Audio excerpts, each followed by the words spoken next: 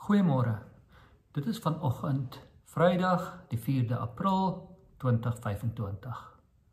Mag die Here met julle wees. Kom ons bid saam. Here, gee dat ons U teenwoordigheid sal ervaar. Here, skenk ons U vrede. Here, elkeen van ons gaan van tyd tot tyd deur 'n krisis, deur 'n moeilike periode. Here, gee dat ons dan stil sal raak voor U, dat ons vertroue sal plaas in U, en dat ons U nabyheid sal ervaar. Amen. Nou, ek lees vir ons uit Spreuke 20, en ek gaan 'n paar versies lees en so tussenin bespreek. Vers 1.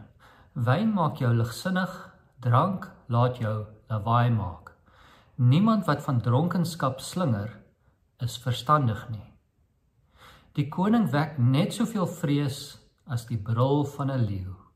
As jy die koning kwaad maak, is jou lewe in gevaar. Nou, soms is ek nie seker wat die verband is tussen twee opeenvolgende spreuke nie. Vers 1 sê 'n dronk persoon is nie verstandig nie, en vers 2 sê jy moet versigtig wees om nie 'n koning kwaad te maak nie. So miskien kan mens bogenoemde interpreteer as dat indien die koning dronk is, dan moet jy nog meer versigtig wees. Vers 3, dit is eerbaar om 'n rusie te vermy. Enige dwaas kan 'n rusie begin.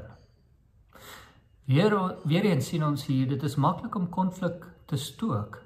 Dit is moeilik om 'n konfliksituasie te besleg. Vrede kom nie van self nie.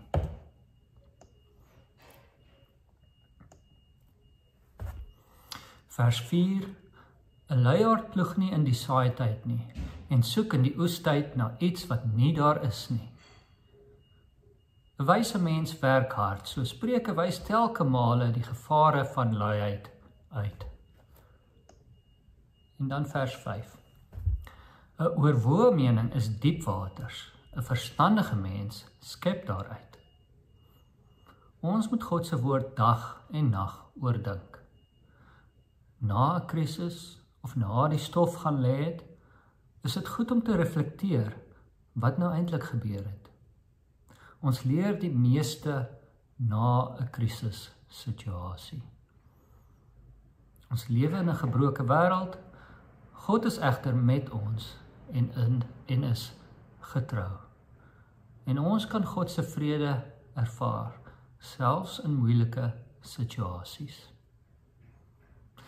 Die genade van ons Here Jesus Christus, die liefde van God en die gemeenskap van die Heilige Gees sal met julle almal wees. Totsiens.